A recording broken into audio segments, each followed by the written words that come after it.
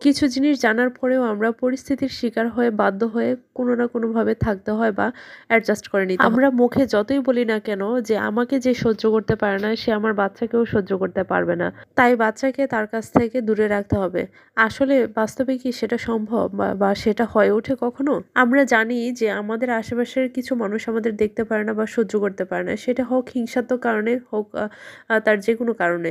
তারপরেও আমরা জেনে বুঝে হচ্ছে গিয়ে আমাদের বাচ্চাদের আমরা আটকে রাখতে পারি না। কোনো না কোনোভাবে বা কোনো না কোনো কারণ যতই চেষ্টা করি না কেন দূরে রাখা সম্ভব না। আমরা যারা মেয়ে আছি বা ঘরের বউ আছি আমরা সবচেয়ে বেশি হিংসার কারণ হয়ে থাকি শ্বশুরবাড়ির মানুষদের। শ্বশুরবাড়ির মানুষই হচ্ছে কোনো না কোনো কারণে আমাদের হিংসা করে থাকে বা আমাদের দেখতে পারে না। আর সেই শ্বশুরবাড়ির মানুষেরাই হচ্ছে আমার পেটের সন্তানের আর রক্তকে কখনোই অস্বীকার করা যায় না। আর সেখান থেকে কখনোই আলাদাও করা যাবে না। তাই আমরা পরিস্থিতিও বুঝি, বাস্তবতাও বুঝি, সে আমাকে দেখতে পারে না সেটাও বুঝি। বুঝার পরেও হচ্ছে আমাদের সন্তানদের তাদের হাতে ছেড়ে দিতে হয় বা তাদের সাথেই অ্যাডজাস্ট হয়ে চলার ব্যবস্থা করে দিতে হয় বা আমরা নিজেরাও দিন শেষে সবকিছু ভুলে ওখানেই পড়ে থাকি। কিছু জিনিস আসলে আমাদের হাতেই থাকে না। সবসময় আমাদের চরম এই অসুন্দর বাস্তবটাকেই মেনে নিতে হয়।